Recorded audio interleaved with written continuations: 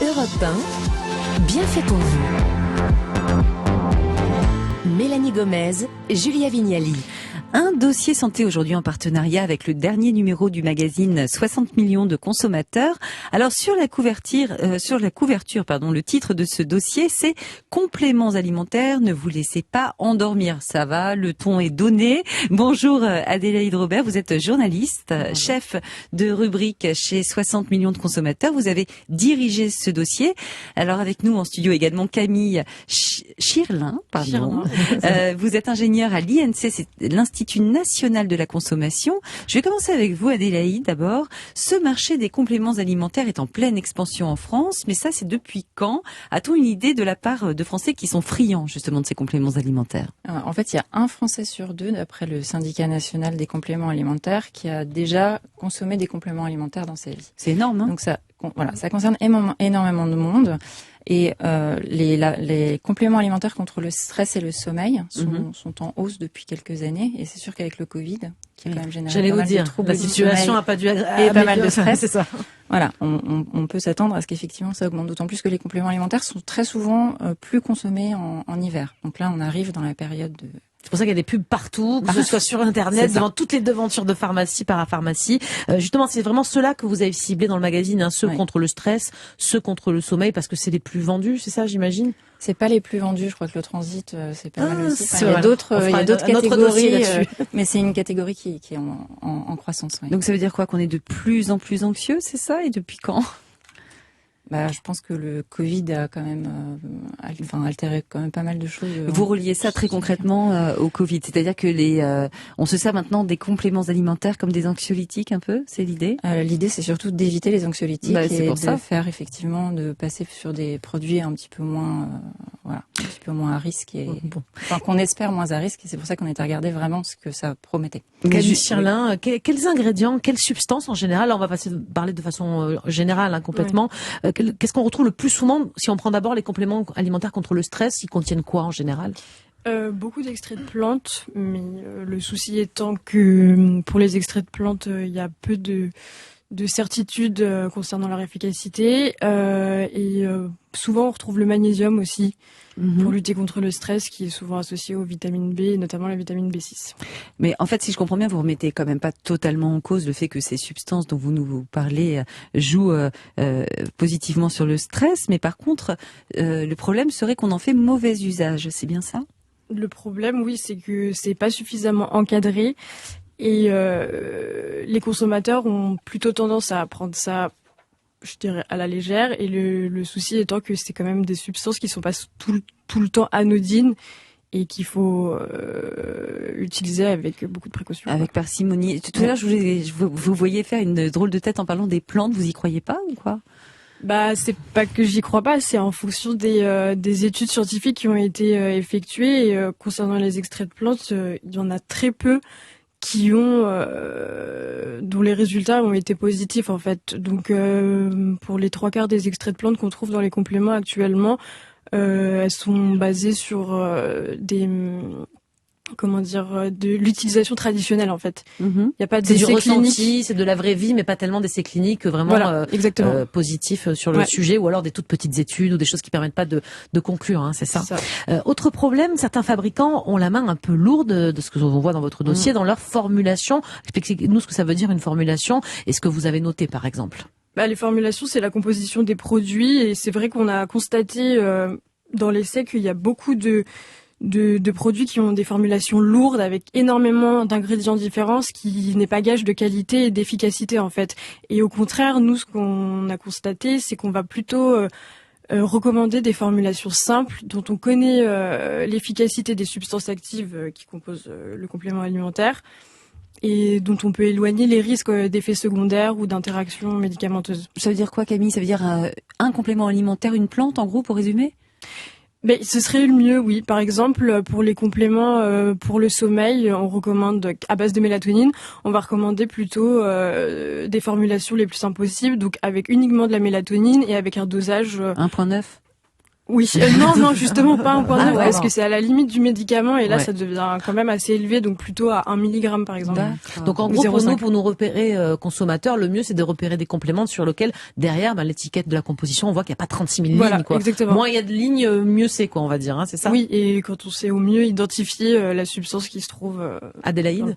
Moins il y a de lignes, en tout cas pour ce qui est des ingrédients. Après... C'est un peu comme dans la nourriture finalement, parce que moi aussi quand j'achète un produit industriel, moins il y a de lignes derrière, mieux c'est, meilleur signe c'est, c'est ça? Après, c'est bien de pas avoir trop d'ingrédients, donc d'avoir des petites lignes courtes pour la composition. En revanche, c'est bien aussi, c'est aussi ce qu'on a vu, c'est que c'est bien quand il y a quand même tout ce qui est précautions, mise en garde, qui sont clairement notées. Parce que ce que disait Camille aussi, c'est que il y a des interactions parfois avec des médicaments.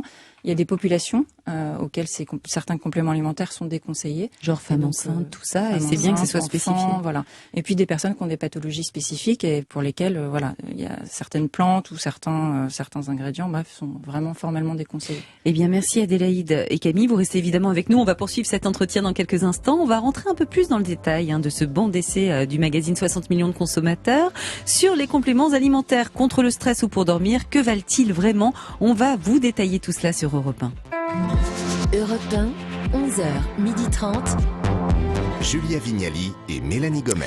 Vous êtes sur Europe 1 et c'est bien fait pour vous, votre émission dans laquelle on prend soin de votre santé, de votre bien-être. Et ce matin, nous tentons de vous aider surtout à y voir plus clair dans la jungle des compléments alimentaires, que ce soit ceux contre le stress ou pour mieux dormir, on en trouve partout.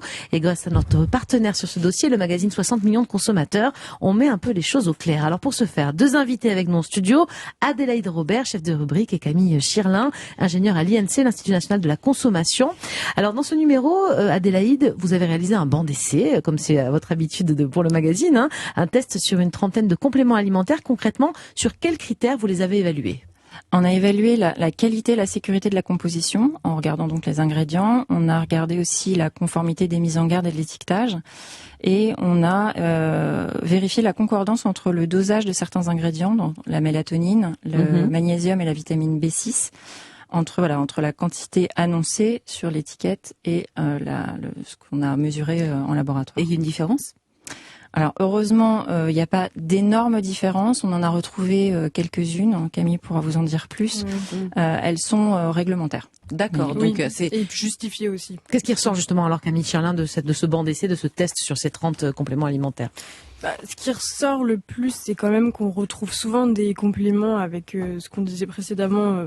Un gros cocktail d'ingrédients et de substances actives différentes. Beaucoup trop de lignes sur la liste d'ingrédients. Voilà, ce qui est pas gage de qualité et ce qui est pas forcément à favoriser. Ce qu'on retrouve également, c'est qu'il y a des compléments qui ont des dosages de substances actives un peu trop élevés.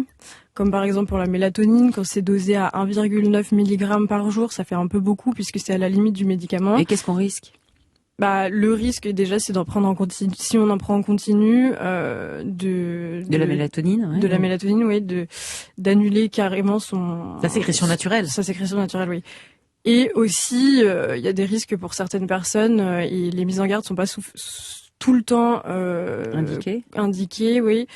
Donc les compléments à base de mélatonine sont pas recommandés pour les personnes épileptiques, souffrant de maladies auto-immunes ou inflammatoires, pour les femmes enceintes, les enfants, etc. Et ça, c'est pas tout le temps indiqué. Alors que sur les médicaments, ça c'est toute la différence entre un complément alimentaire et un médicament, c'est bien ça? Et il y en a qui sont tellement dosés que c'est presque des médicaments, c'est ce que vous nous dites. Non, parce qu'en fait, la mélatonine, ce qu'on oublie, c'est qu'on peut aussi s'en faire prescrire par son médecin, et là, le dosage sera plus élevé. C'est ça, en fait, la différence. Et donc, il y a des compléments alimentaires sur le marché sans ordonnance, on va dire, qui frôlent un peu à 0,10 mg. Voilà, qui frôlent le médicament, en fait. En fait, la mélatonine ne peut pas être vendue au-dessus de 2 mg sans être médicament. Mais le statut de médicament est très différent. Un médicament doit montrer son efficacité, sa sécurité d'emploi. Une autorisation de mise sur le marché, etc. Donc, il y a une autorisation préalable. Le complément alimentaire, lui, il a besoin simplement d'une déclaration auprès de la DGCCRF, donc la répression des fraudes, ce qui est moins gage de sécurité. D'accord. Et Camille, par exemple, si on choisit de la mélatonine végétale, mais oui, parce qu'il y en a pas mal qui se vantent de contenir ça aujourd'hui. Plutôt que de synthèse, est-ce que c'est mieux? Est-ce que c'est vraiment plus naturel? Non, en fait, ça change rien. Hein. C'est ce qui ressort de l'essai aussi. Certains fabricants jouent beaucoup sur le côté marketing naturel, végétal, etc. Alors que finalement, ça change absolument rien à la composition du produit. Super. Même chose du côté du magnésium, hein, puisqu'on disait tout à l'heure, vous avez analysé donc à la fois des compléments alimentaires contre le stress, mais aussi pour mieux dormir. Dans ceux contre le stress, il y a très souvent du magnésium, et parfois, en ce moment, c'est à la mode, hein, on en voit partout, du magnésium marin. Ah bah oui. Mais ça, c'est pas forcément une bonne idée, en fait. Ah non, ça change rien. Et ça change rien ou c'est moins bien? Et ça peut même être moins bien, oui, parce d'accord. que en fait, ce qui compte, c'est pas que le magnésium soit marin ou pas, c'est la forme de sel de magnésium. Et ce qu'on retrouve souvent dans les compléments, c'est des formes qui sont pas forcément très biodisponibles, donc bien assimilées par l'organisme. Donc c'est même moins bien, en fait. Vaut mieux du magnésium classique et pas du magnésium marin, parce qu'il est moins bien assimilé par l'organisme, en fait, c'est ça. Oui. Alors dans certains compléments alimentaires, la liste des substances actives est très longue. Par exemple, on peut trouver des substances qui ont plus de facteurs de risque que de bénéfices. Lesquels en particulier on doit fuir, Adélaïde? Alors nous, dans les produits qu'on a analysés, on a vu qu'il y en a qui ont du sélénium. Ouais. Et c'est souvent assez même mis en avant. Or, en fait, le sélénium pour le stress, il n'y a pas vraiment d'allégation autorisée sur le stress pour le sélénium. C'est dangereux? Donc, c'est pas forcément dangereux. Ça peut l'être parce qu'il y a des interactions, par exemple, pour les personnes qui sont sous traitement anticoagulant. D'accord. Après, c'est juste que voilà, on est dans une idée bénéfice-risque. Bénéfice sur le stress, ça a un effet antioxydant. Le sélénium, c'est plutôt pour le système immunitaire, normalement, et pour le vieillissement, en général. C'est là qu'on va le chercher. Voilà. Disons que là, l'intérêt dans le stress, on était étonnés d'en retrouver, et sachant qu'il y a ils en ont mis un en plus, hein, qui t'embête 12 ou 13. C'est un peu le problème. Bon, après, mais si on n'a pas de problème de coagulation, c'est pas grave. On n'est pas sous traitement. Alors si, Camille pourra le dire, pour les hommes. On a pénalisé quand même les compléments qui contenaient du sélénium, du tryptophane et de l'arginine, parce que c'est quand même des substances qui sont à risque et des risques graves pour la santé, donc on évite. Voilà, c'est mieux d'éviter parce que comme les mises en garde correspondent pas toujours, sont pas tout le temps suffisantes par rapport à la composition, vaut mieux éviter. Et oui, le sélénium. Vous pouvez nous redire comment elle s'appelle, celle qu'on doit éviter? Sélénium, arginine et tryptophane. Et la taurine, on peut? Taurine, oui. D'accord, ok. Bon. Alors attention, donc au sélénium, ça on en a parlé. Il y a aussi maintenant pas mal de compléments alimentaires qu'on trouve en pharmacie sous forme de gomme qui ressemblent à des petits bonbons. Bon, alors je sais pas pour trouver, c'est sûrement parce que la forme est sympa, mais est-ce que je sais pas, là-dedans vous avez analysé ces gommes-là? Est-ce qu'il y a trop de sucre? Qu'est-ce qu'on peut dire de ces gommes à mâcher qui sont des compléments alimentaires apparemment? Oui, on les a plus ou moins pénalisées aussi parce que pour beaucoup elles contiennent énormément de sucre. Et elles sont pas forcément mieux que les autres, mais ni moins bien d'ailleurs, parce qu'au final, ça dépend juste des substances qu'elles contiennent, mais on va pas les conseiller du fait qu'elles ont l'air de bonbons et que ça peut les rendre un peu plus... Attention avec les enfants, vigilant avec les enfants, parce que la forme peut leur faire croire qu'effectivement c'est la même chose que les sorties d'à côté. C'est pas parce que c'est ludique qu'il faut se jeter dessus. Mais vous dites aussi dans ce dossier, soyez prudents, les compléments alimentaires, c'est jamais trop longtemps et pas en continu. Alors pourquoi? Vous preniez tout à l'heure, Camille, vous disiez la mélatonine, faut pas la prendre en continu, mais il y en a d'autres qu'il faut pas prendre en continu? La mélatonine surtout, après ça dépend vraiment des compositions et ça du coup on pourra pas faire un commentaire général. Mais je sais pas, le magnésium, je peux pas en prendre toute l'année? En fait ce qu'on préconise quand même c'est de prendre des compléments alimentaires en ayant l'avis de son médecin, parce que le magnésium a priori ça pose pas de problème, le seul souci c'est que ce qui soit mal assimilé et que là il y a des effets secondaires. Des effets laxatifs. Laxatifs. Adélaïde, Robert, le message en fait pour nos auditeurs surtout, c'est qu'il faut mieux considérer finalement ces compléments alimentaires, presque, enfin pour nous en tout cas dans notre tête, comme des médicaments. C'est ça le message. C'est plus sûr, d'une part parce que le médecin pourra savoir si véritablement c'est de ça dont on a besoin. Si on peut pas par ailleurs simplement mieux se nourrir, parce que ça a quand même un coût les compléments alimentaires, c'est très cher. Donc pourquoi prendre par exemple du magnésium en petite pilule plutôt qu'une bonne banane, et changer peut-être aussi ses habitudes de vie, parce que plutôt que de continuer à s'épuiser, peut-être qu'il y a d'autres facteurs sur lesquels on peut avoir une influence. Et puis le médecin sera mieux à même de nous dire si on peut associer avec les autres traitements qu'on peut avoir par ailleurs. Et juger si on n'a pas, parce qu'il peut y avoir des vraies interactions avec les médicaments qu'on prend. Il peut y avoir des vraies interactions. C'est très connu pour le millepertuis, c'est très connu. Là, nous, on n'avait pas de complément alimentaire avec du millepertuis. Mais le millepertuis, c'est quoi le risque, par exemple? Oui. En fait, ça interagit avec beaucoup de médicaments. En réalité, il y a quand même des plantes et ce qu'on appelait les substances actives qui peuvent interagir. Donc, entre médicaments, il faut pas non plus mélanger les compléments alimentaires parce que parfois il y a des substances actives dans 2 types de compléments alimentaires, l'un pour les cheveux, l'autre pour. Donc, on va être surdosé. Enfin, là, il peut y avoir des risques. Il y a des risques de surdosage parce que justement, on a dit que dans beaucoup de compléments alimentaires, il y a quand même beaucoup d'ingrédients. Donc, à force de mettre un peu à chaque fois des vitamines B un peu partout, on peut en avoir trop. Donc il faut faire attention, à pas cumuler les compléments alimentaires, à pas surtout associer si on prend compléments alimentaires et médicaments, ouais. et faire attention suivant les pathologies qu'on a ou les facteurs de risque. Pour terminer, on les achète où les compléments alimentaires plutôt dans votre enquête? Vous avez regardé ça en parapharmacie ou en magasin bio, mais en fait Internet, on se rend compte qu'il y en a de plus en plus. Il y a de plus en plus de gens, notamment après le Covid, on a fait beaucoup d'achats sur Internet.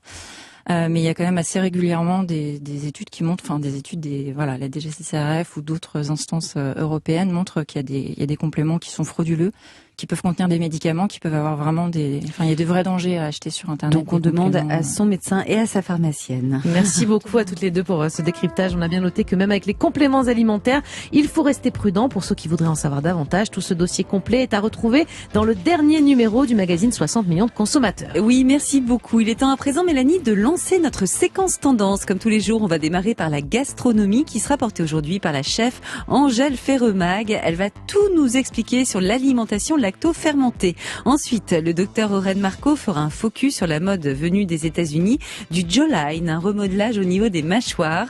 Et enfin, on va se bouger comme tous les mardis avec notre coach sportif Jean-Marc Delorme. Il va nous initier ce midi à l'électrostimulation, la muscu pour les feignasses. Enfin non, c'est pas vrai, j'en ai fait. On verra ça dans quelques minutes sur Europe 1. Bien fait pour vous.